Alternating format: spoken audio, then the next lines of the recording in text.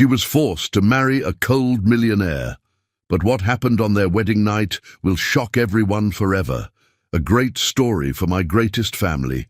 Watch till the end. You're going to love every moment of it. God bless you all.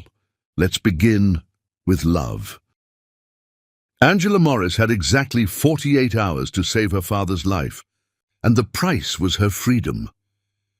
She stood in the hospital corridor, her scrubs still damp from the emergency surgery she'd just assisted with, staring at numbers that might as well have been a death sentence. $850,000. The experimental treatment her father needed wasn't covered by insurance, and the hospital had made it clear, without payment, there would be no procedure.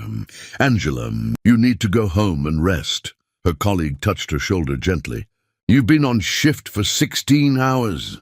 Angela shook her head, unable to speak past the lump in her throat. Home was her father's bedside in the cardiac unit 3 floors up, where monitors beeped his weakening heartbeat. Home was her younger brother's frightened eyes as he sat vigil, his medical textbooks forgotten on the chair beside him. Home was the crushing weight of being the only one who could hold this family together since her mother had died.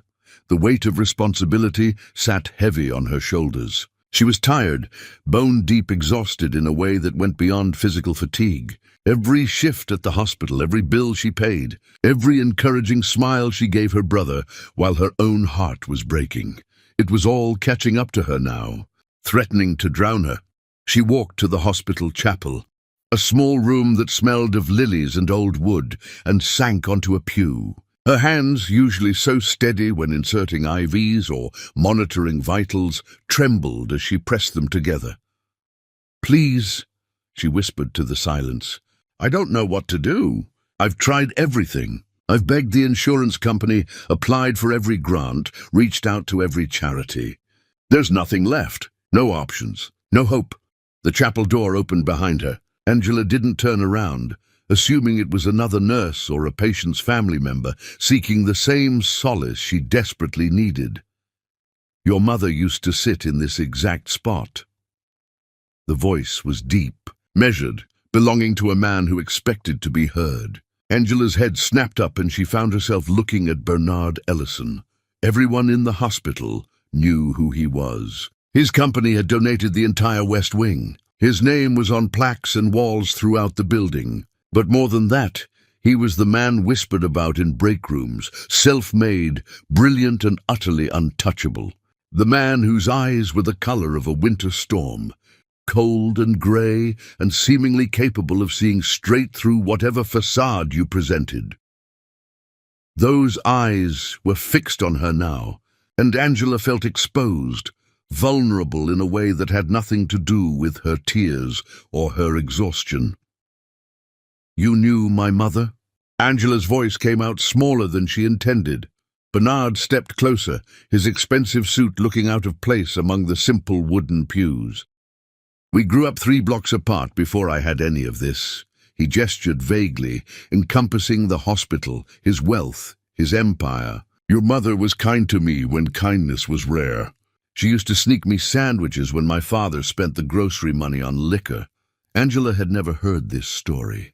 Her mother had died before she could share all her memories, taken by the same heart condition that now threatened her father. The revelation that Bernard had known her mother, had been helped by her, made this moment feel less random, more like fate. "She never mentioned you," Angela said softly. "She wouldn't have. Your mother wasn't the type to keep score of good deeds." Bernard's expression grew distant, lost in memory. "When I made my first million, I tried to find her, to thank her, to pay her back for those sandwiches and the kindness that kept me going. But she'd already passed. I regretted that I never got to tell her what her compassion meant to a scared, hungry kid." Angela felt tears prick her eyes. "She would have been happy just knowing you survived, that you made something of yourself." "I hope so." Bernard refocused on her, his grey eyes intense. "I'm sorry about your father. I heard about his condition. Then you know there's nothing that can be done." The bitterness in Angela's voice surprised even her. "Not unless I can pull nearly $1 million out of thin air." And I've tried everything, every grant, every charity, every program. There's nothing left. Bernard was quiet for a long moment, and Angela could almost see him thinking, calculating, weighing something heavy in his mind. When he spoke again, his words changed everything. What if you could? Angela turned to face him fully, searching his expression for the cruel joke she was certain must be coming. But his face was serious, those grey eyes steady and unwavering. I don't understand. I need a wife. Bernard said it simply, as if he were discussing the weather. My grandmother is dying. She has one wish before she goes, to see me married and settled. She raised me after my parents died, gave up everything to make sure my sister and I had a chance at life. This is the only thing she's ever asked of me. Angela's mind raced, trying to make sense of his words. And you want to marry me, a complete stranger? Not a stranger. Rebecca Morris's daughter. Bernard's expression softened almost imperceptibly when he said her mother's name. Someone who understands medicine, who can help care for my grandmother in her final months. Someone who needs something desperately enough to agree to an arrangement that benefits us both. An arrangement. Angela's heart was pounding now. Her nurse's instinct to remain calm under pressure, battling with the surreal nature of this conversation. Bernard reached into his jacket and pulled out a folded document. A contract, 2 years of marriage. You'll live in my home, present as my wife to my family and the world. In exchange, I'll pay for your father's treatment immediately, cover all his medical expenses, and provide for your family's needs. When my grandmother passes and the 2 years conclude, we divorce quietly. You'll receive a settlement that ensures you and your family are secure for life. Angela stared at the papers he held out to her.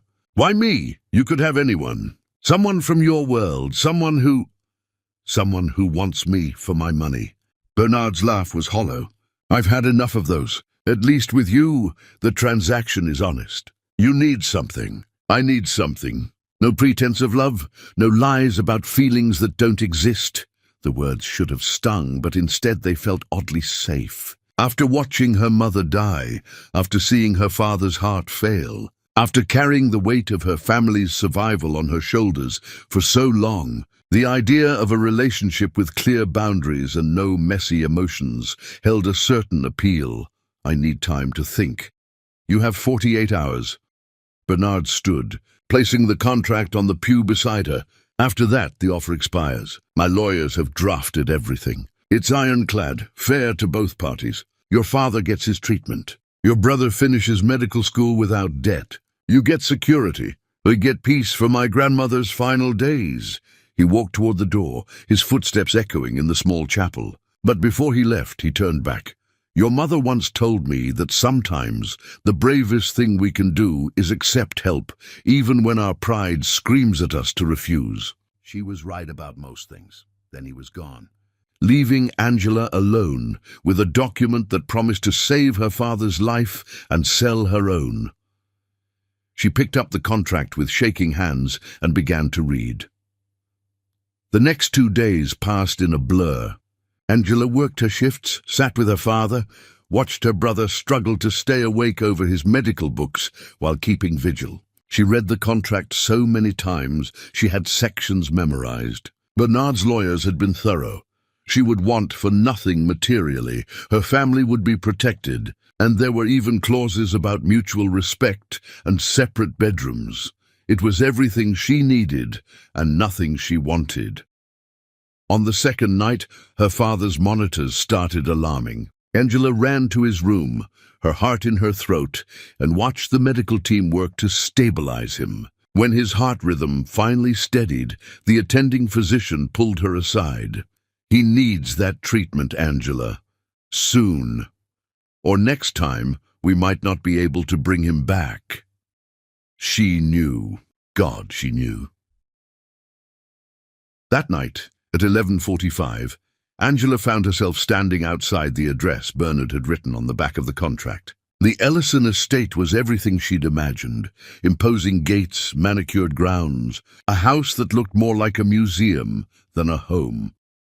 She rang the bell. Bernard answered the door himself. No butler or housekeeper, just him, in dark slacks and a crisp white shirt with the sleeves rolled up. For the first time, he looked almost human, almost approachable. "I thought you might come tonight," he said quietly. "My father almost died today." Angela's voice was steady, even though nothing else about her felt that way. "I can't let him go through that again. I can't watch him die when I have the power to save him." Bernard stepped aside, letting her into a foyer that could have swallowed her entire apartment. "Is that a yes?"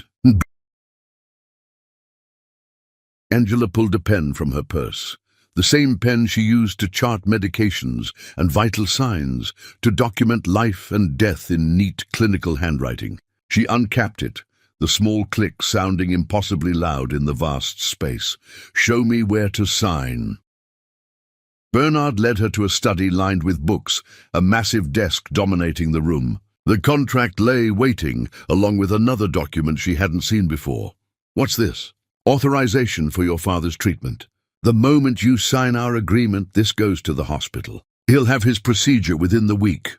Angela looked at Bernard Ellison, this man who was about to become her husband, and saw nothing in his expression that gave away what he was thinking. He was a locked vault, all cold control and careful distance.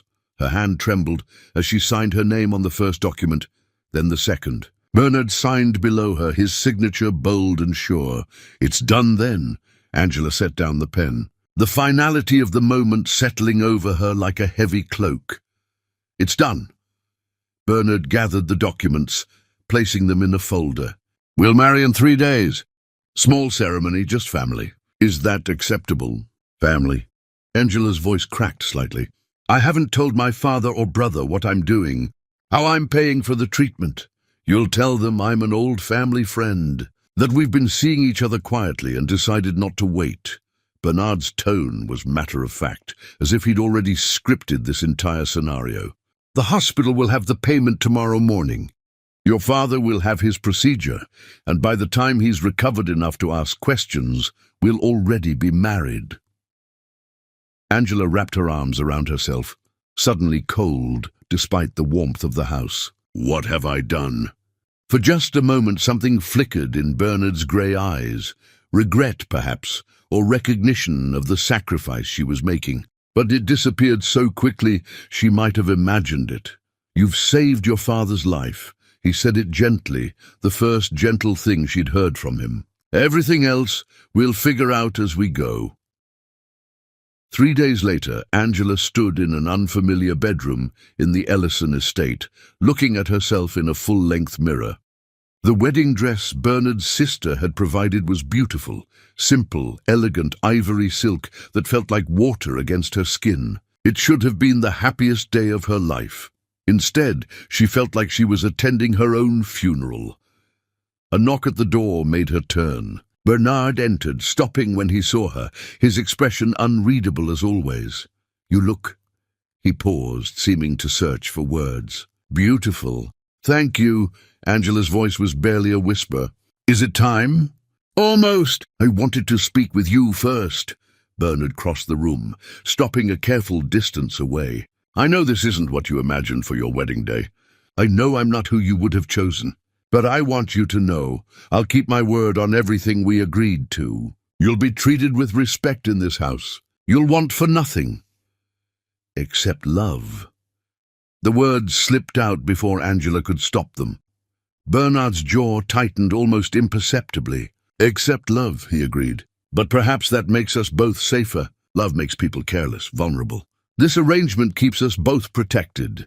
Angela wondered who had hurt him so badly that he believed protection was worth more than connection, but she didn't ask. That wasn't part of their agreement. "My father is doing well," she said instead. "The surgery is scheduled for next week. The doctors are optimistic." "Good." Bernard offered his arm, formal and distant. "Shall we?" The ceremony was brief, held in the estate's garden, with only a handful of people present. Bernard's grandmother, Dorothy, watched from a wheelchair, her eyes sharp and knowing despite her frail body.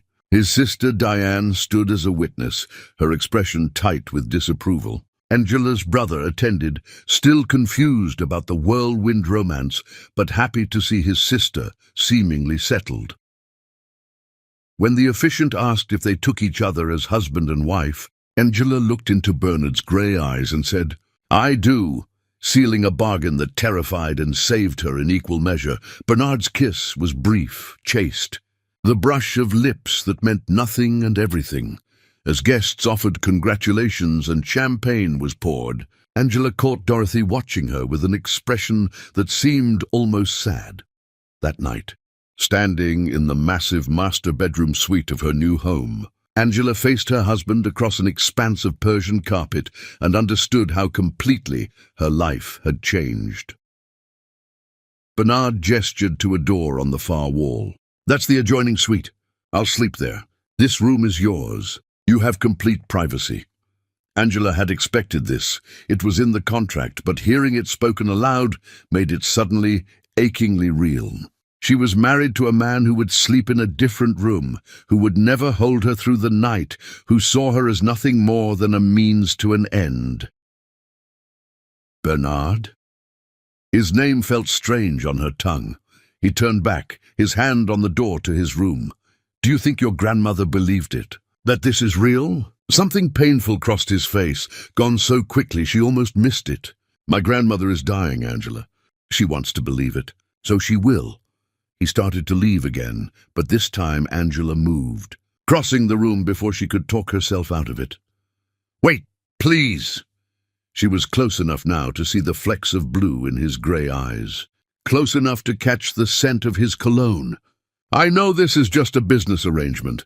I know we're strangers who signed papers, but could we talk? Just for a while?" Bernard stood very still, looking at her with an expression she couldn't read. For a long moment she thought he would refuse, would retreat behind his walls and leave her alone on her wedding night. Then he did something that surprised them both. "All right," he said quietly, his voice holding the barest hint of warmth. "Let's talk." They sat in the sitting area of the bedroom, two strangers legally bound, and as the moon rose over the Ellison estate, they began the tentative, terrifying work of learning each other's names, each other's stories, each other's scars. And when Bernard finally stood to leave in the early hours of morning, Angela whispered words that would change everything. "Stay, just stay." He stopped at the door to his room, his hand on the knob, frozen by her request. "Angela, not for anything except company. I don't want to be alone tonight, please." Bernard Ellison, the man who had built empires on cold calculation and careful distance, turned back to the woman who was now his wife, and for the first time in longer than he could remember, he felt the walls around his heart develop the smallest crack. "All right," he said again, this time softer. "I'll stay." Chapter 2. The Wedding of Strangers. Morning light filtered through curtains Angela didn't remember closing, and for a disorienting moment she forgot where she was. Then she felt the warmth beside her, not touching but there, and remembered everything. Bernard had fallen asleep in the armchair, his long frame folded uncomfortably, his jacket discarded, tie loosened. In sleep, the hard lines of his face softened, making him look younger, almost vulnerable. Angela watched him for a moment, this stranger she'd married, and felt something shift in her chest. She'd spent the night talking to him, really talking, and discovered layers beneath his cold exterior. He was funny in a dry, unexpected way. He was thoughtful, remembering small details she'd mentioned. And underneath all that control, she'd sensed a loneliness that matched her own. He stirred, those grey eyes opening to find her watching him. For just a second, before his usual mask slipped back into place, she saw surprise, maybe even contentment. "Good morning." His voice was rough with sleep, and Angela found the sound oddly intimate. "Good morning." Angela pulled the blanket closer, suddenly aware of how domestic this felt, despite nothing having happened. "You didn't have to stay all night." Bernard sat up, running a hand through his hair, in a gesture that seemed almost boyish. "You asked me to.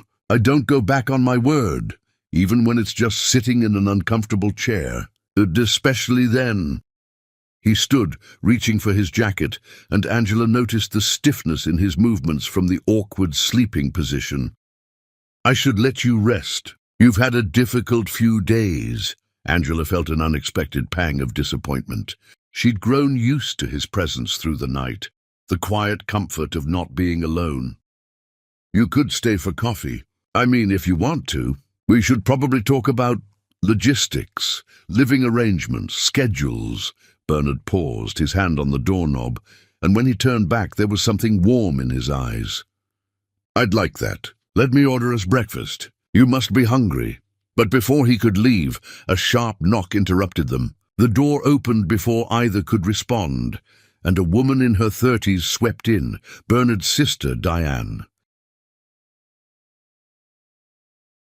Well, isn't this cozy? Her voice dripped with sarcasm. The happy newlyweds together at last. Diane, Bernard's tone held a warning. We discussed this. You discussed it. I simply had to accept that my brother married a complete stranger to appease grandmother's dying wish. Diane turned to Angela, her eyes cold. No offense, but this is absurd. Bernard, she's a nurse. She works in a hospital. She has nothing, comes from nothing. Enough. Bernard's voice cracked like a whip. Angela is my wife. You will treat her with respect, or you will leave this house. Do you understand? Angela had never heard him speak like that. Sharp, commanding, protective. Diane's mouth opened and closed, her face flushing. This isn't over, she finally managed, then turned and left, slamming the door behind her. The silence that followed was deafening. I'm sorry about that. Bernard's shoulders were tense. My sister has always been difficult with change. She's not wrong, though.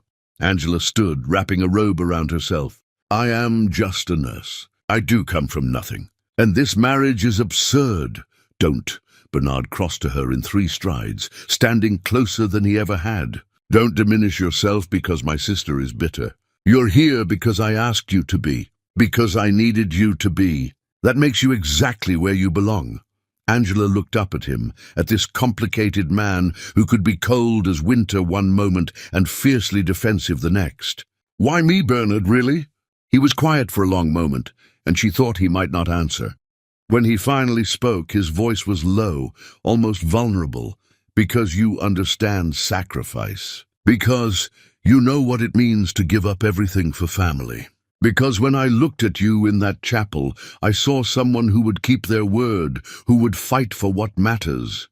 He paused. And because your mother saw something in me worth saving when I was a boy with nothing. Maybe I'm hoping some of her kindness lives in you too. Before Angela could respond, another knock came, gentler this time. Master Bernard? An older woman's voice filtered through. Mrs. Dorothy is asking for both of you. Bernard stepped back, the moment broken. We should go. My grandmother doesn't have many good mornings left. They found Dorothy in her room, propped up on pillows, her body frail, but her eyes sharp as ever. A private nurse stood nearby, quietly monitoring equipment. Leave us. Dorothy's voice was weak but firm. The nurse nodded and slipped out. Come here, both of you. Dorothy gestured them closer. Let me look at my grandson and his bride. They approached the bed together, and Angela felt Bernard's hand find hers, a simple gesture for his grandmother's benefit. But his grip was warm, solid, real. Dorothy studied them for a long moment. You think I'm a foolish old woman? Grandmother, Bernard started, but she waved him off. Let me finish. I'm dying, Bernard. I know it, you know it, everyone knows it. And yes, I wanted to see you settled before I go. But I'm not blind. Her gaze shifted between them. This marriage started as a convenience. I can see that clear as day. Angela's heart sank. They'd failed already, but Dorothy wasn't finished. However, she continued, I've watched people fall in love for 70 years. I know what it looks like in the beginning. Awkward, uncertain. 2 people trying to figure out if they fit together. That's what I see here. Not a love story complete, but one just beginning. She reached out a trembling hand to Angela. Your mother was a good woman, child. She would be proud of the sacrifice you're making for your family, even if she'd probably scold you for it too. You knew my mother. Angela's voice caught. Everyone in our old neighborhood knew Rebecca Morris. She fed half the hungry children on our street, including my grandson here when he needed it most. Dorothy squeezed Angela's hand weakly. That's why I'm not worried about this arrangement. Rebecca's daughter would never marry a man she couldn't eventually love, convenience or no. And my Bernard, for all his walls and coldness, has his grandfather's heart buried under all that ice. It just needs the right woman to thaw it. Bernard's hand tightened on Angela's. Rest now, grandmother. He leaned down to kiss her forehead. We'll visit again later. You'd better. Dorothy's eyes were already closing. I want to hear wedding night stories. Sweet ones, mind you. I'm old, not dead. Despite everything, Angela found herself smiling as they left the room.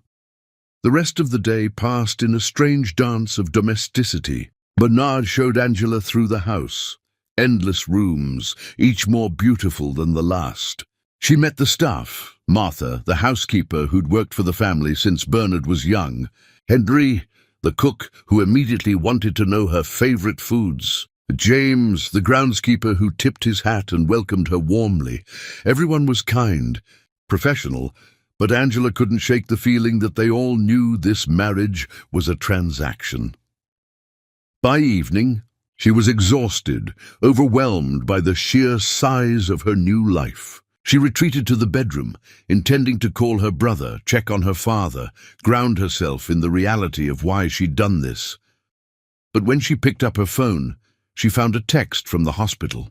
Her father's surgery was scheduled. Everything was in motion. Her sacrifice had bought his life.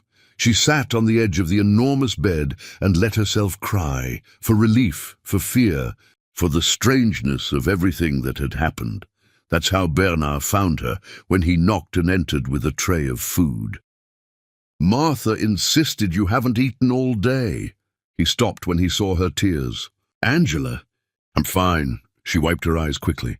Just processing everything.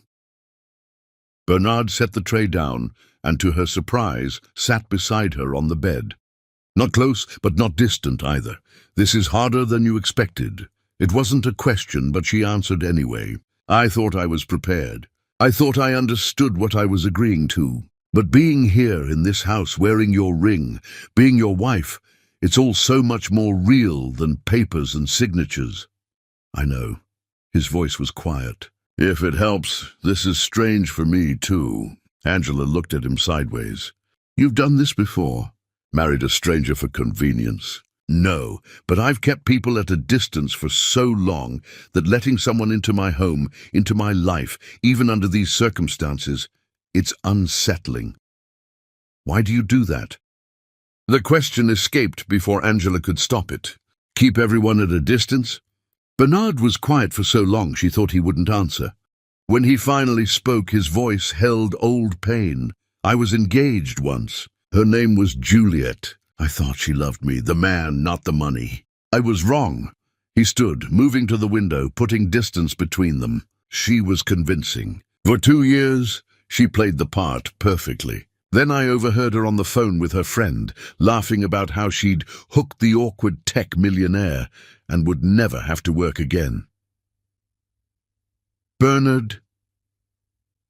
I called off the wedding. She cried, begged, swore she loved me, but I'd heard the truth. Since then, I've been careful, very careful. Angela stood, crossing to him. Is that why you wanted this arrangement? Because at least with me, you know the truth from the start? Yes. He turned to face her. With you, there's no pretense. You're here for your father. I'm here for my grandmother. No lies, no games, just honest necessity. And when the necessity is over, Angela's heart was pounding.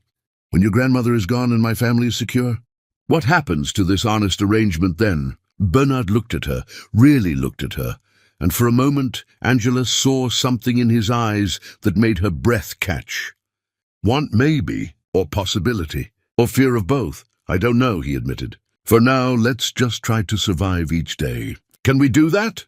We can try, Angela managed a small smile. But Bernard? Thank you for telling me about Juliet. For being honest, it's all I know how to be with you." He gestured to the tray of food. "Eat something, please. I may not be a real husband, but I can at least make sure you're fed."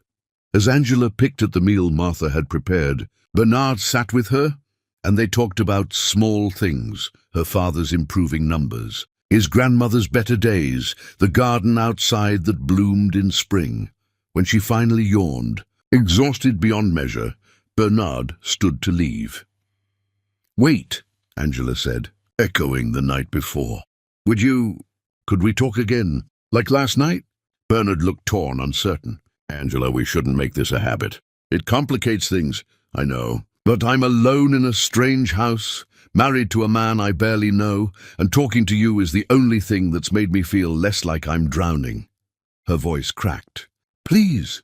Whatever wall Bernard tried to maintain crumbled at the vulnerability in her voice. He sat back down, this time on the small sofa rather than the uncomfortable chair.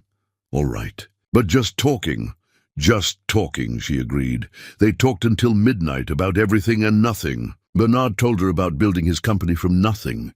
The long nights, the risks, the failures that taught him more than successes. Angela told him about nursing school, the first life she'd helped save, the first patient she'd lost.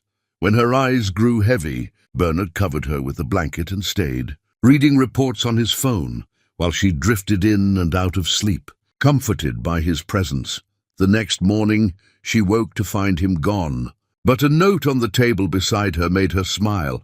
"You snore." "Just slightly. I'll never tell anyone. B."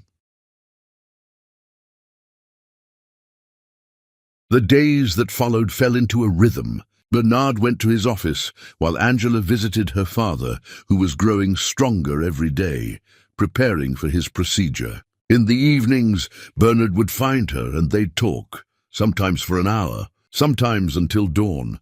They were learning each other, these two strangers, bound by necessity, and something was growing between them that neither wanted to name. Then came the night before her father's surgery. Angela was a mess of nerves, pacing the bedroom, unable to sit still. Bernard found her like that, immediately sensing her distress. "What do you need?" "I need to believe this will work, that I didn't sacrifice everything for nothing."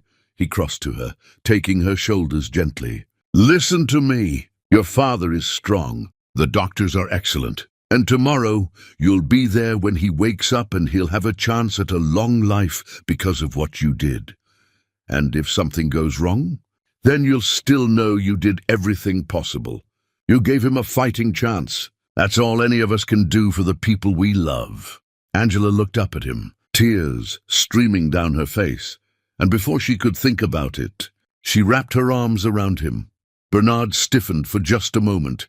Then his arms came around her, holding her close as she cried against his chest. He didn't tell her not to cry, didn't promise everything would be fine. He just held her solid and warm and real while she fell apart. When she finally pulled back, embarrassed, he kept one hand on her shoulder. "I'll go with you tomorrow. To the hospital." "You don't have to." "I know I don't have to. I want to." The next day, Bernard sat beside her in the surgical waiting room, his hand covering hers, while her father underwent the procedure that would save his life. Her brother was there too, looking between them with growing understanding and approval. When the surgeon finally emerged with good news, Angela collapsed against Bernard in relief, and he held her like it was the most natural thing in the world. "See," he murmured against her hair. "I told you he was strong." Later that night, back at the estate, Angela stood in the bedroom doorway as Bernard started toward his adjoining room. "Bernard!" He turned, patient as always now. "Thank you. For today. For being there when you didn't have to be." He smiled, a real smile, the first she'd seen from him. It transformed his face, making him look almost boyish. "Get some rest, Angela. Your father will want to see you bright and early." But as he moved to leave, Angela spoke words that had been building for days. "This arrangement of ours, it's starting to feel less like a contract and more like something real." Bernard stopped, his hand on the doorknob, his back to her. When he spoke, his voice was rough with emotion. "I know. That terrifies me. Me too. He turned then, looking at her across the space between them. What do we do about it? Angela took a breath, making a choice that would change everything. We stop pretending we're just strangers following a contract. We see where this goes, honestly, like you said. No lies, no games, just us. Bernard crossed to her in 3 strides, stopping just inches away. Angela, I'm not good at this. I'm cold, I'm closed off, You're the man who sat in an uncomfortable chair all night because I asked you to, who held me while I cried, who sat in a hospital waiting room for hours because I needed you there. She reached up, touching his face gently. Maybe that's who you really are underneath all the walls. And if I disappoint you, if I can't be what you need, then we figure it out together. Isn't that what marriage is supposed to be? Even marriages that start as ours did. Bernard leaned into her touch, his eyes closing briefly. When they opened again, they held something that looked like hope and fear in equal measure. I don't want to hurt you. Then don't, and I won't hurt you. We'll just try, Bernard. Can we do that? Instead of answering with words, Bernard leaned down and kissed her, soft, questioning, nothing like their wedding kiss. This one was real, tentative, a first kiss despite the rings they wore. When he pulled back, his voice was barely a whisper. I'm going to try. God help me, I'm going to try. Angela smiled, her heart racing. That's all I'm asking. That night, Bernard didn't retreat to his room. He stayed with Angela and they talked until the sun rose. 2 people discovering that sometimes the most unexpected arrangements could lead to the most profound beginnings. And when Angela finally fell asleep, Bernard watched her with an expression that would have surprised anyone who thought they knew him. Wonder, tenderness, and the first dangerous stirrings of something that felt remarkably like love. Chapter 3. Living in his world. The Ellison estate in daylight was even more intimidating than it had been on Angela's wedding night. She stood at the massive window of what Bernard called the morning room, whom were watching groundskeepers tend to gardens that seemed to stretch forever, and felt like an imposter in someone else's life. The house was so quiet, so vast, so different from the cramped apartment she'd shared with her brother before all this. Every room seemed designed to impress rather than comfort, filled with expensive furniture that looked like it belonged in a museum. Angela missed the worn couch in her old living room, the tiny kitchen where she'd cooked simple meals, the sounds of neighbors and street traffic that meant life was happening all around her. Here, everything felt suspended, perfect, untouchable. Like her, you're up early. Bernard's voice came from behind her, and she turned to find him already dressed for the day, looking every inch the successful man he was. But his eyes, when they met hers, held the warmth from the night before. I couldn't sleep, Angela gestured to the grounds. This is all so much. I keep thinking I'll wake up in my tiny apartment and realize this was all a dream. Bernard crossed to her, holding out a cup of coffee prepared exactly as she'd mentioned. She liked it during one of their late-night conversations. The fact that he'd remembered made her chest tight. It's real. You're here. He paused, studying her face. Are you regretting it? The marriage, moving in here, all of it? No, not regretting. Angela took the coffee, grateful for something to hold.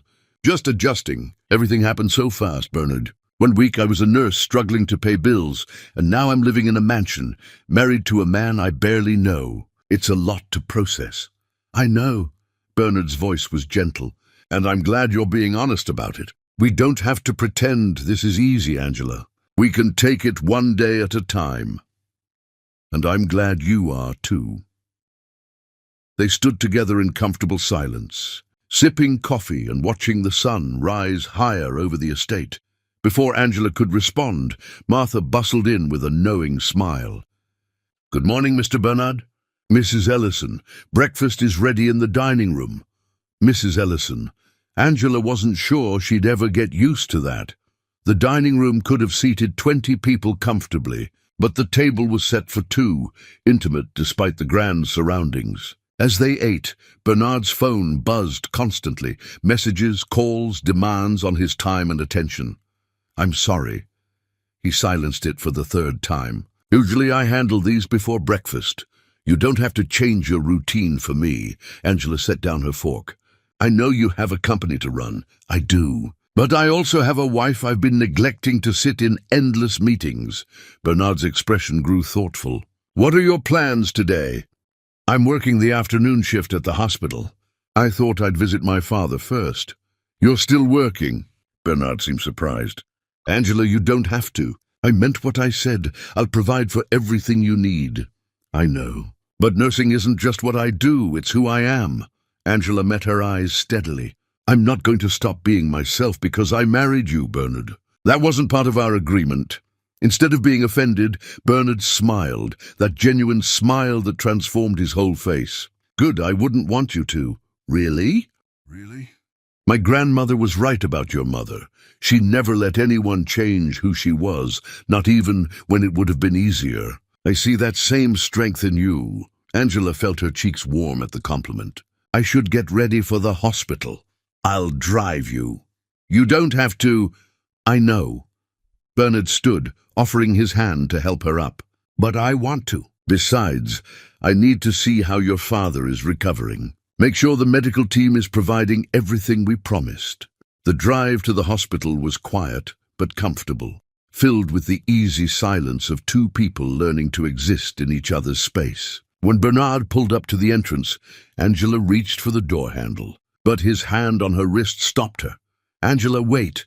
She turned, finding him studying her with an intensity that made her breath catch. What is it? Last night, the things we said, the way I kissed you, I want you to know I meant it. All of it. But I also want to go slowly. This thing between us, He struggled for words. It's important. I don't want to rush it and ruin everything. Angela's heart swelled at his honesty. Slowly is good. We have time, Bernard. 2 years, remember? Something flickered in his eyes. Disappointment, maybe, that she'd mentioned the contract's timeline. But he nodded. 2 years, right. She leaned over and kissed his cheek, feeling him inhale sharply at the contact. Pick me up at 8. I'll be here. Angela's father was sitting up in bed when she arrived, color returning to his face for the first time in months. Her brother had fallen asleep in the chair beside him, medical textbooks scattered around him. Angela, sweetheart. Her father's voice was stronger than she'd heard in ages. Come sit with me. She took his hand, blinking back tears of relief. You look good, Dad. Really good. I feel like I might actually live to see my grandchildren. He squeezed her hand. Thanks to your husband.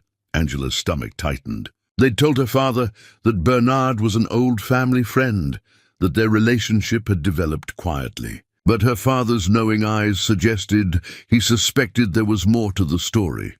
Dad? Hush, let me say this. He shifted in the bed, wincing slightly. I don't know what arrangement you've made with Bernard Ellison, and maybe I don't want to know all the details. But I see the way he looks at you, Angela, like you're something precious he's afraid to break. That's not the look of a man doing someone a favor. It's complicated. Love usually is. Her father smiled gently. Your mother and we started as a setup by friends who thought we'd be good together. I thought she was too good for me. She thought I was too serious. But we gave it a chance, and look what happened. A lifetime of love and 2 beautiful children. This is different. Is it? You're married to a man who saved my life, who's taking care of this family. You're living in his home, wearing his ring. The only question is whether you're going to let yourself actually live in this marriage or just exist in it. Angela didn't have an answer for that.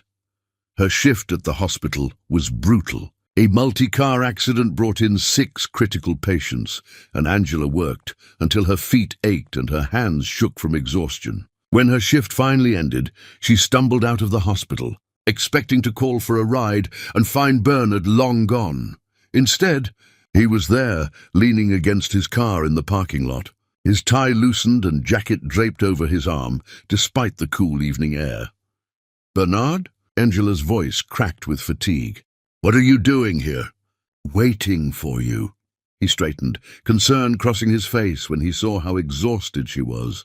I called to check if you were running late. They said there was an accident, multiple casualties. I couldn't leave them. Angela swayed slightly, the adrenaline that had kept her going finally wearing off. Bernard was there in an instant, his arm around her waist, supporting her weight. Of course you couldn't. Come on, let's get you home. In the car, Angela tried to stay awake, but her eyes kept drifting closed. Bernard's voice pulled her back. Tell me about it. The accident. Why? Because you're carrying it alone, and you shouldn't have to. So Angela told him about the teenage driver who might not walk again, the mother who'd protected her baby with her own body, the elderly man who kept asking for his wife who hadn't survived. She told him about the fear, the urgency, the terrible weight of holding lives in her hands. Bernard listened without interrupting, his hand finding hers and squeezing gently. When they arrived at the estate, Angela could barely keep her eyes open. Bernard came around to her door, and before she could protest, he lifted her into his arms. Bernard, I can walk. I know. Let me do this anyway. He carried her through the house, up the stairs into the bedroom. While she stood swaying with exhaustion, he ran a bath, adding oils that smelled like lavender and vanilla. Get in, he said gently. Soak. I'll have Martha bring up some food. You don't have to take care of me. Bernard cupped her face in his hands, his grey eyes soft. Maybe I want to. Maybe taking care of you is starting to feel like the most important thing I do all day. After he left, Angela sank into the bath and let tears mix with the warm water, tears of exhaustion, relief, and something else she was afraid to name. When she emerged in her robe, she found Bernard had set up a small table with soup, bread, and tea. He sat in the armchair reading, giving her space but staying close. You're still here, she said softly. Where else would I be? Angela ate slowly, and Bernard read aloud from his book, a novel she'd mentioned liking. His voice was soothing, washing over her like music. When she finally crawled into bed, he stood to leave, but Angela's hand shot out, catching his. Stay, please, Angela. Not for anything but this. Just stay with me. I don't want to be alone after today. Bernard looked torn, but he sat on the edge of the bed, his hand still holding hers. Tell me what you need, just this, just you being here. So he stayed, and when Angela's grip loosened in sleep, he didn't pull away. He sat there through the night, watching over her, and when dawn came, he realized something terrifying. This woman had become essential to him in a way that went far beyond their contract. The following weeks fell into a rhythm that felt dangerously close to real marriage. Bernard would drive Angela to the hospital, pick her up after her shifts, and they'd talk for hours about everything and nothing. He started coming home earlier, eager to see her. She started looking forward to his arrival, her heart racing when she heard his car in the driveway. One evening, Bernard came home to find Angela in the kitchen with Henry, laughing as she attempted to make her mother's famous stew. She had flour on her nose and sauce on her scrubs, and Bernard thought she'd never looked more beautiful. What's all this? He asked, unable to keep the smile from his face. I wanted to cook for you. Angela gestured to the chaos around her. Henry is heroically trying to save dinner from my complete lack of skills. You work a 12-hour shift and come home to cook? Bernard crossed to her, wiping the flour from her nose with his thumb. You're exhausted, Angela. You should be resting. I wanted to do something for you. You do so much for me, for my family. Bernard's heart clenched. You don't owe me anything. I know. That's not why I'm doing this. Angela met his eyes, and the air between them crackled with unspoken feelings. I'm doing this because I want to. Because coming home to you has become the best part of my day. Thomas quietly excused himself, leaving them alone in the kitchen. Bernard stepped closer, his hands coming to rest on Angela's waist. It's the best part of my day, too. Coming home to you, talking with you, just being near you. It's all I think about in meetings, on calls. Every moment we're apart. Bernard, I'm falling for you. Angela? The words rushed out raw and honest. I know we said we'd go slowly. I know this was supposed to be just an arrangement. But somewhere between our late-night talks and watching you care for my grandmother and seeing the way you give everything to everyone around you, I fell hard. Angela's eyes filled with tears. I'm falling too. I've been terrified to admit it, even to myself, but I am. When you're not here, I miss you. When you are here, I want to be closer. This was supposed to be simple, but you've complicated everything, Bernard Ellison. He laughed, the sound full of relief and joy. Good, because simple was lonely. This, us, might be complicated, but it's the most right thing I've felt in years. Bernard leaned down, giving Angela time to pull away. She didn't. This kiss was nothing like their first tentative one. This was passion and promise, weeks of restraint breaking like a dam. Angela's arms wrapped around his neck, pulling him closer, and Bernard lifted her onto the counter, stepping between her legs, deepening the kiss until they were both breathless. When they finally pulled apart, Angela was flushed, her eyes bright. Dinner's probably ruined. I don't care. Bernard rested his forehead against hers, his hands still on her waist, thumbs tracing small circles that made her shiver. Angela, I want this to be real. Not just for my grandmother. Not just until the contract ends. I want a real marriage with you. What about going slowly? We'll go as slowly as you need. But I want you to know this isn't temporary for me anymore. You're not temporary for me anymore. Bernard pulled back to look into her eyes, his expression vulnerable in a way she'd never seen. I spent so long protecting myself, building walls, keeping everyone at a safe distance. But you walked right through those walls like they were made of paper. You made me want to feel again, to risk again, to love again. I'm scared, Bernard. What if this doesn't work? What if we're caught up in the intensity of the situation and when things settle down, then we work through it? Together. He kissed her forehead, her cheeks, her lips again. I'm scared too. Terrified, actually. But I'm more scared of losing you than I am of trying. I'm more scared of spending the rest of my life wondering what we could have been if I'd been brave enough to reach for it. That night, they ate burnt stew and laughed about it. They talked until midnight, curled up together on the couch like a real couple. And when Bernard walked Angela to the bedroom, she pulled him inside instead of letting him leave. Stay with me. Really stay with me this time. Bernard's eyes darkened with want and concern. Angela, are you sure? I don't want to rush you. I'm sure. She stepped closer, her hands on his chest. I want this. I want you. I want us to be real in every way.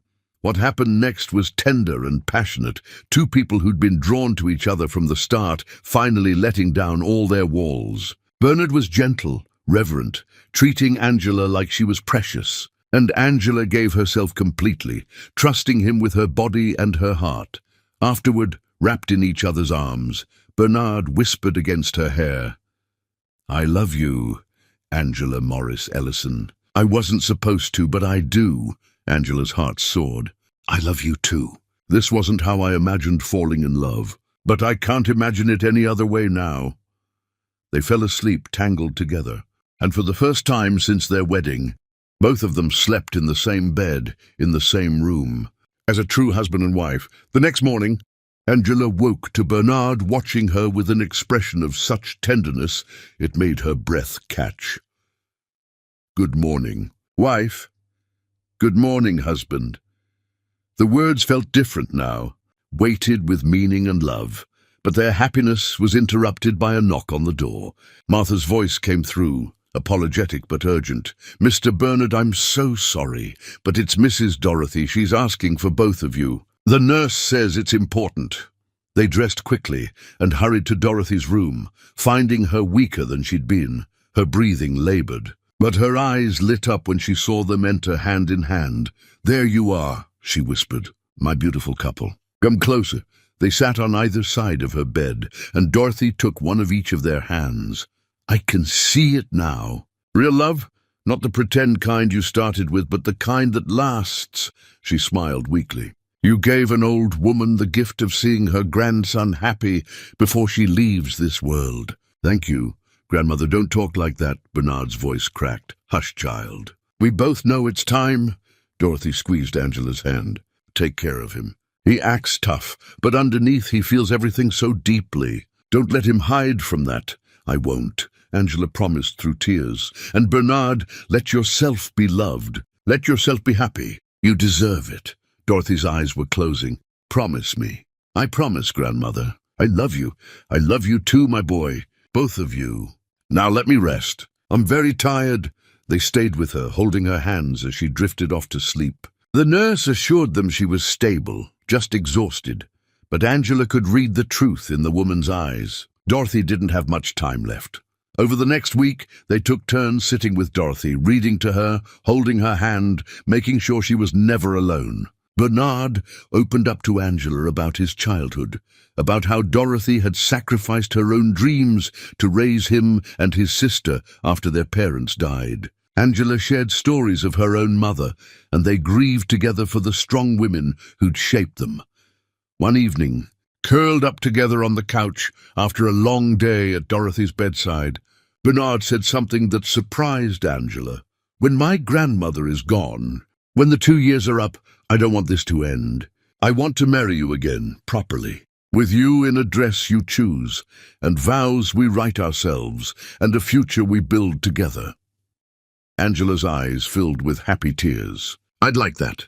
But Bernard, we're already married. We already have those vows, but we made them under false pretenses. I want to make them again, meaning every word, with no contract between us. Just love, then we will. Angela kissed him softly.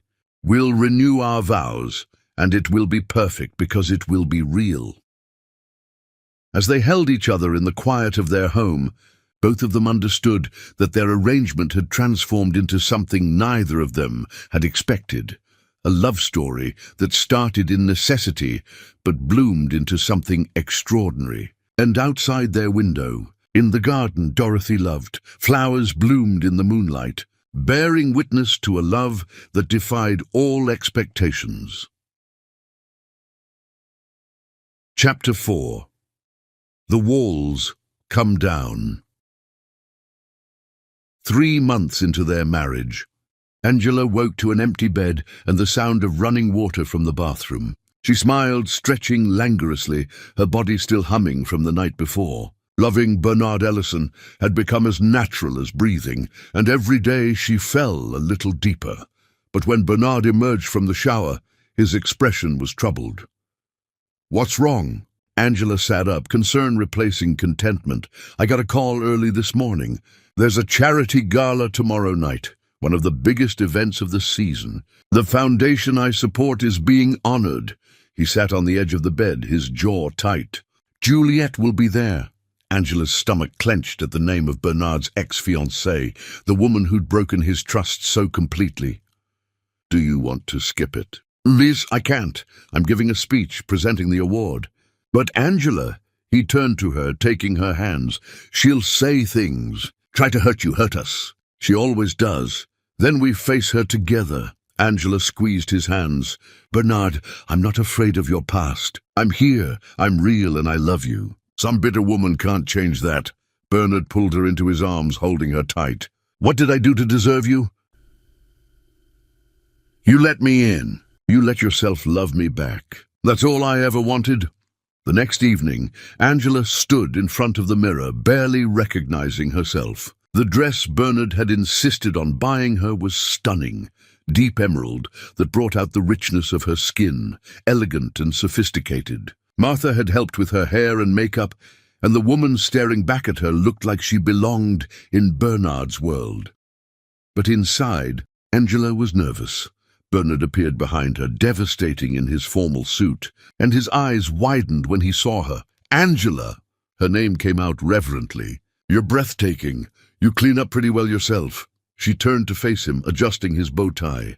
Are you ready for this? With you by my side, I can face anything.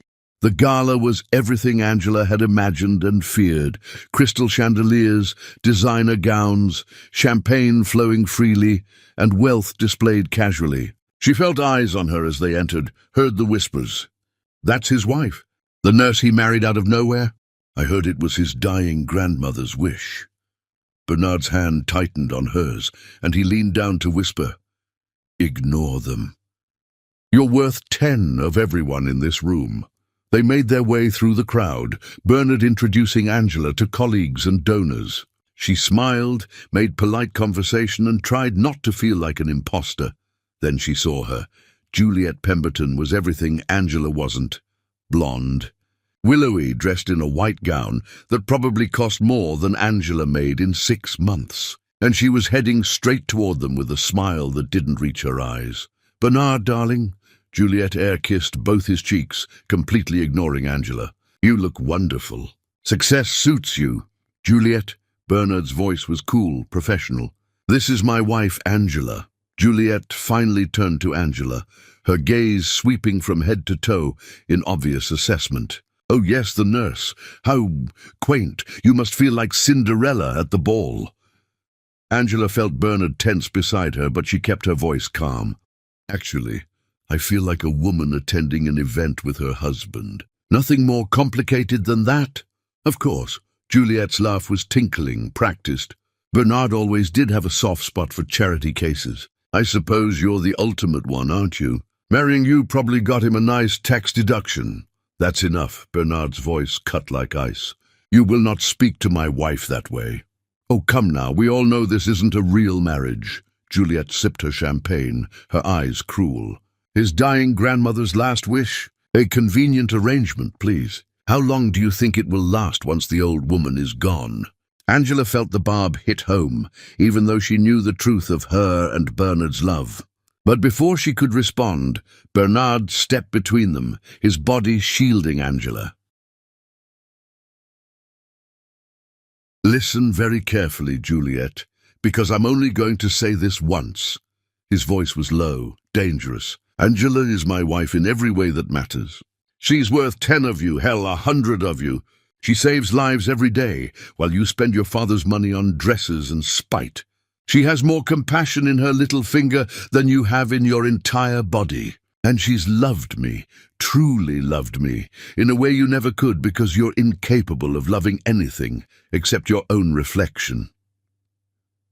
The people nearby had fallen silent, watching the confrontation. Juliet's face flushed with humiliation. "You'll regret this, Bernard, when she shows her true colors." "The only person whose true colors I regret not seeing sooner is you." Bernard took Angela's hand. "Now, if you'll excuse us, I have an award to present, to people who actually contribute something meaningful to the world." He led Angela away, his hand trembling slightly with anger. Once they were in a quieter corner, Angela pulled him close. "Hey, look at me." She cupped his face. "I'm okay. She can't hurt me with words." "She tried." Bernard's eyes were stormy. "She tried to make you feel small, and I won't tolerate that." "I know, and I love that you defended me. But Bernard, I also need you to know I don't need defending from her. I know who I am. I know what we have. Some bitter woman's opinion doesn't change that." Bernard kissed her, right there in front of everyone, a kiss that left no doubt about the nature of their relationship. When he pulled back, Angela was breathless. "I love you so much it terrifies me sometimes," he admitted. "The thought of anyone hurting you, then don't let them. The best revenge on Juliet is our happiness. Let her watch us be genuinely in love while she drowns in her own bitterness." Bernard laughed, some of the tension leaving his shoulders. "When did you become so wise?" "I learned from nursing. Bitterness is like an infection. It only spreads if you let it into your system. I'm not letting her poison what we have." The rest of the evening went beautifully. Bernard's speech was moving, talking about the importance of medical research and access to health care for everyone, and Angela felt her heart swell with pride. This man, who could have spent his wealth on himself instead, dedicated it to helping others. During dinner, she met some of Bernard's closest colleagues and friends, and slowly realized that most of them were genuinely happy for him. They saw the change in him, how he smiled more, laughed easier, seemed lighter. "He's different with you," one older gentleman told Angela. "I've known Bernard for 15 years, and I've never seen him this happy. Whatever you're doing, keep doing it." As they danced later, Angela in Bernard's arms, she felt the last of her nervousness melt away. This was where she belonged, not because of the money or the mansion or the gala, but because she was with the man she loved. "Thank you for defending me tonight," she said softly. "Even though I didn't need it, it felt good knowing you'd go to battle for me." "Always," Bernard pulled her closer. "You're my wife, Angela. My partner, my love, my everything. I'll always stand between you and anything that tries to hurt you, and I'll do the same for you." They swayed together, and Angela noticed Juliet watching from across the room, her expression a mixture of envy and regret. Angela felt a moment of pity for the woman who'd let Bernard go. But then Bernard whispered, "I want to get out of here. Take you home. Make love to my beautiful wife until we forget this gala ever happened." Angela shivered at the promise in his voice. "I think that can be arranged." They left shortly after, and the drive home was filled with heated glances and barely restrained desire. The moment they entered the bedroom, Bernard pulled Angela into his arms, kissing her with a passion that stole her breath. "Mine," he murmured against her lips. "You're mine, Angela. Not an arrangement, not a contract. Mine." "Yours," she agreed, her hands working at his bow tie. "And you're mine, Bernard Ellison. All of you." What followed was passionate and tender, desperate and loving, a reaffirmation of everything they'd become to each other. And afterward, wrapped in each other's arms, Bernard said something that made Angela's heart stop. "I want to marry you again." She pulled back to look at him. "What?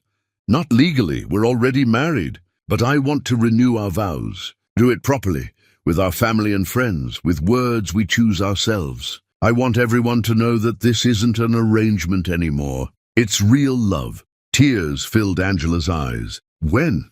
"Whenever you want. Next month, next year, tomorrow, I don't care. I just want to stand in front of the people we love and tell the world that you're my choice, my forever."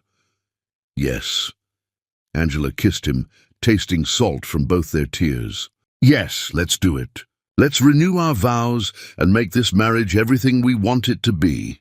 They made love again, slower this time, savoring each touch, each kiss, each whispered promise of forever.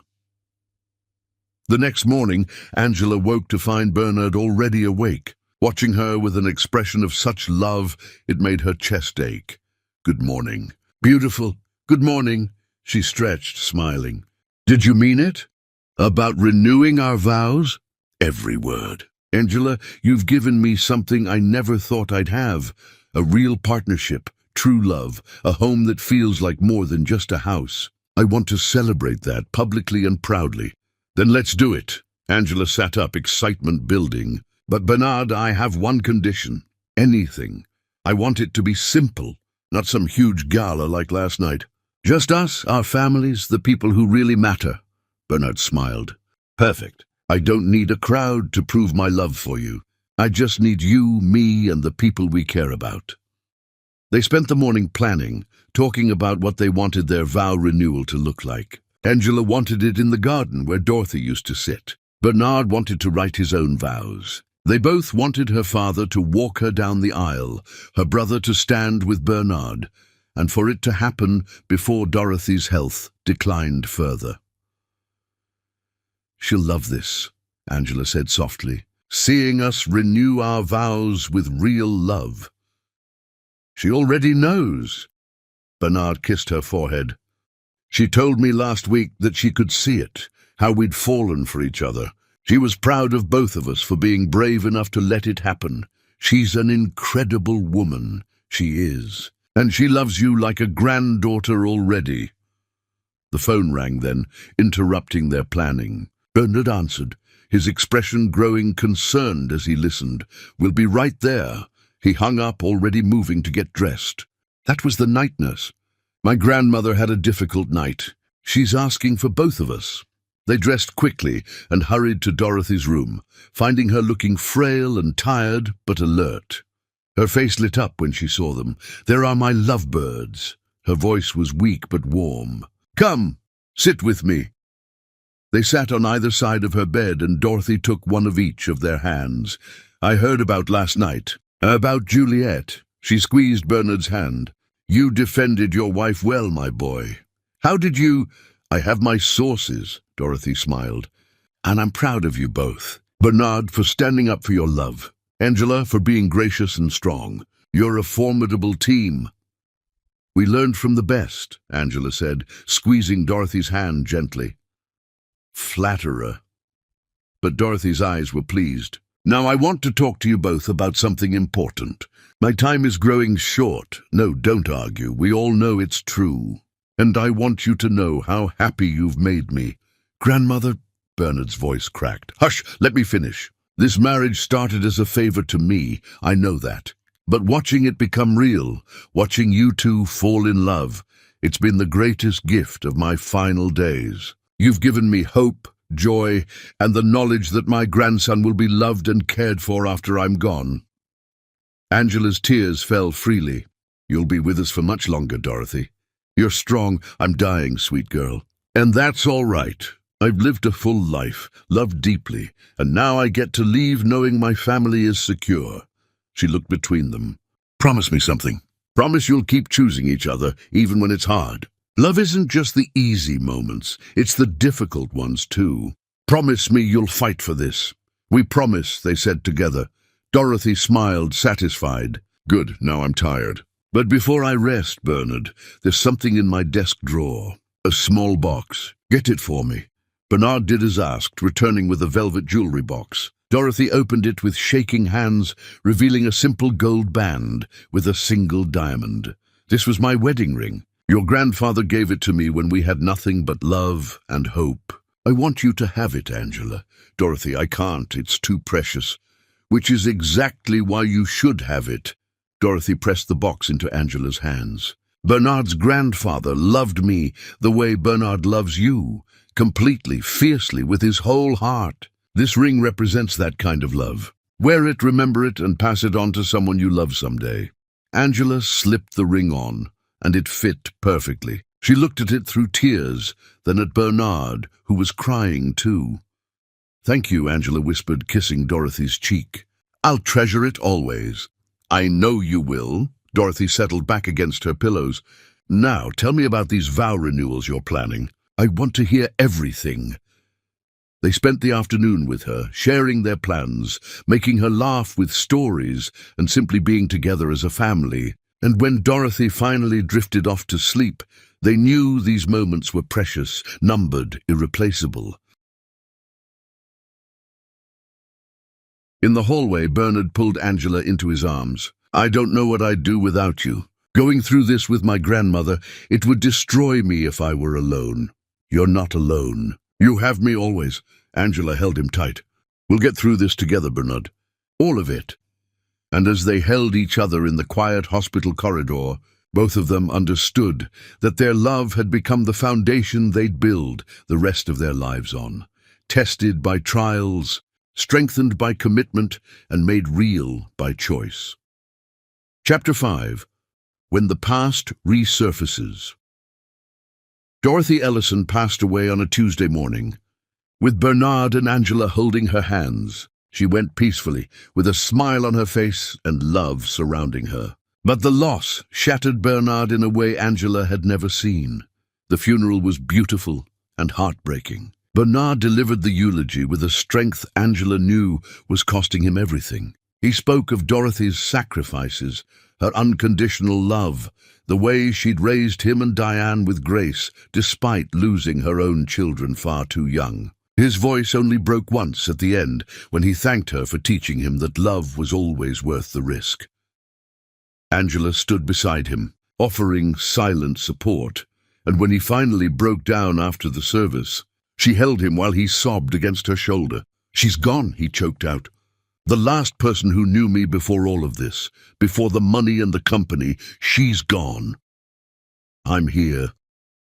Angela stroked his hair, her own tears falling. I'm here, Bernard, and I'm not going anywhere.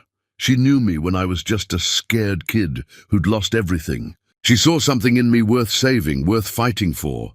Bernard's grief poured out in waves. What if I'm not the man she thought I could be? What if I fail her now that she's gone? You won't. Bernard, look at me. Angela cupped his face, making him meet her eyes. You're exactly the man she believed you'd be. Strong, compassionate, capable of deep love. She saw that in you when you were young, and she was right. You've honored her every day by becoming the person she knew you could be. I miss her so much already. I know, love. I know. Angela held him closer. And you'll miss her every day for the rest of your life. But she's not truly gone. She's in you, in Diane, in every scholarship you fund and every life you help save through your foundation. She's in the garden she loved, and she'll be in our children when we have them. Her love doesn't end just because she's gone. They stayed in each other's arms until Bernard's breathing steadied, until he could face the guests who'd come to pay their respects. They stayed in each other's arms until Bernard's breathing steadied, until he could face the guests who'd come to pay their respects. But at the gathering after the funeral, Bernard's Uncle Thomas appeared, a man Angela had never met, who Bernard had mentioned exactly once as someone who'd abandoned the family years ago. Thomas was in his 60s, distinguished-looking, with calculating eyes that reminded Angela of a predator sizing up prey. "Bernard, my boy," Thomas approached with false warmth. "I'm so sorry for your loss. Dorothy was a remarkable woman." Bernard's entire body tensed. "Uncle Thomas, I'm surprised you came, considering you haven't spoken to her in over a decade. Family feuds are so unfortunate." Thomas's smile didn't reach his eyes. "I've always regretted that, and now I'd like to make amends. The funeral is over. You can leave. Actually, I need to speak with you, and your lawyers. There's the matter of Dorothy's will." Angela felt Bernard's hand tighten on hers, his entire demeanor shifting from grieving grandson to cold businessman. "My grandmother's will is none of your concern." "On the contrary." Thomas pulled an envelope from his jacket. "I've been in contact with my own attorneys, and there are some irregularities I believe need to be addressed, specifically regarding your marriage." Angela's blood ran cold. "What are you talking about?" Bernard's voice was dangerous. "Come now, Bernard. We both know your marriage to this lovely young woman was rather sudden, conveniently timed with Dorothy's declining health. And given that her will leaves everything to you, contingent on you being married and settled, well, it all looks rather suspicious, doesn't it?" Get out." Bernard's voice was ice.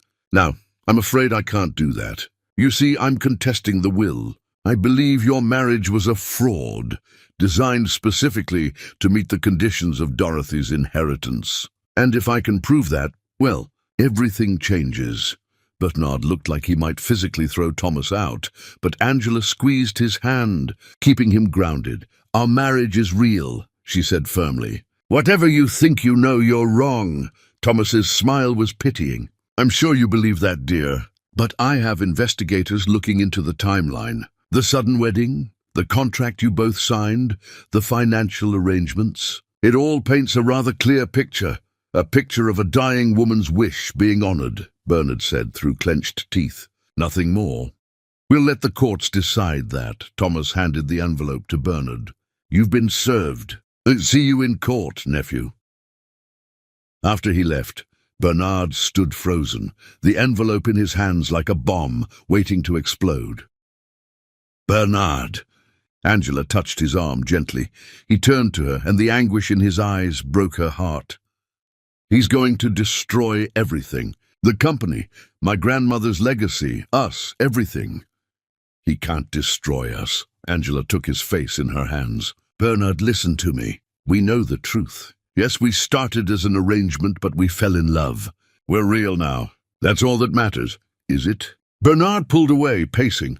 "Angela, if Thomas proves the marriage was initially fraudulent, I could lose the company. Everything my grandmother built, everything she left to ensure the family was secure, it could all go to him. Then we fight." Angela's voice was steel. "We fight for your grandmother's wishes, for the company, for us. But Bernard, we do it together." Bernard looked at her, something desperate in his expression. "What if fighting means exposing everything? The contract? The arrangement, the fact that we married specifically to meet the will's conditions. Then we expose it.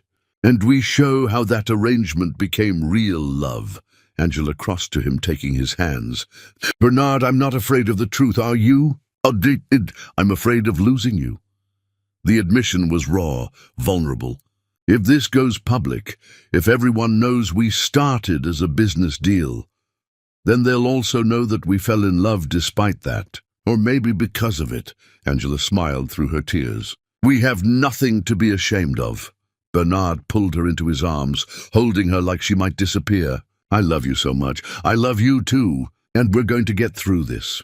But over the next weeks, Angela learned that Thomas was thorough and ruthless. Investigators showed up at the hospital where Angela worked, asking questions about the timeline of her father's illness and treatment.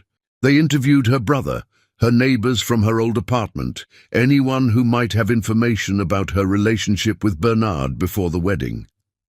The stress was enormous. Bernard became consumed with meetings with lawyers, reviewing documents, preparing for the legal battle ahead. Angela tried to support him, but she could see him pulling away, retreating into the cold, distant version of himself she'd first met. One night, after Bernard had spent 12 hours with his legal team, Angela found him in his office, staring at the contract they'd signed months ago. Bernard. He looked up, and she saw exhaustion and fear in his eyes. My lawyers think Thomas has a case. The timing, the contract, the financial arrangement for your father's treatment, it all looks calculated. It was calculated. At first, Angela sat beside him. But Bernard, we both know what happened after. How we fell in love, how real this became. Can we prove that in court? Bernard's laugh was hollow. How do we prove love, Angela? How do we show them that somewhere between convenience and contract we found something real? We tell the truth, all of it. The truth could cost me everything. Bernard stood, pacing again. My grandmother's company, the Medical Research Foundation, the scholarships, all of it goes to Thomas if I lose. He'll dismantle everything she built. Then we make sure you don't lose. Bernard turned to her, his expression tortured. What if I asked you to lie? To say we'd been secretly dating before the arrangement, that we were in love all along? Angela's heart sank. Bernard, I know. He ran his hands through his hair. I'm not asking you to. I couldn't ask you to. But the thought crossed my mind, and I hate myself for it. Angela crossed to him, making him look at her. Hey, the fact that you won't ask me to lie, that you hate yourself for even considering it, that's who you are. That's the man I fell in love with. I'm scared, Angela, terrified, not of losing the money or the company, scared of losing you. If this goes public, if everyone knows our marriage started as a transaction, then they'll see what I see. A man who honored his grandmother's dying wish. A woman who saved her father's life, and two people who were brave enough to fall in love when they weren't supposed to. Bernard kissed her desperately, and Angela tasted his fear, his love, his desperation. When they pulled apart, she kept her hands on his face. We're going to get through this, together. Do you trust me? With everything I am. Then trust that our love is strong enough to survive whatever Thomas throws at us. The deposition date arrived too quickly. Angela sat in a conference room across from Thomas's lawyers, Bernard beside her, their own legal team surrounding them. The questions were invasive, clinical, designed to strip away the love and leave only the transaction. When did you meet Mr. Ellison? What were the terms of your agreement? How much was your father's treatment? When did this supposed love develop? Angela answered honestly, refusing to be ashamed. Yes, they'd married as an arrangement. Yes, Bernard had paid for her father's treatment. Yes, there had been a contract. But when they asked about her feelings for Bernard, she looked directly at him and spoke from her heart. I didn't marry Bernard for love. I married him to save my father's life. But somewhere between signing papers and living in the same house, between late-night conversations and watching him care for his dying grandmother, I fell in love with him. Real love, the kind that makes you want to be better, that makes you brave, that makes you willing to fight for each other no matter what. Thomas's lawyer sneered.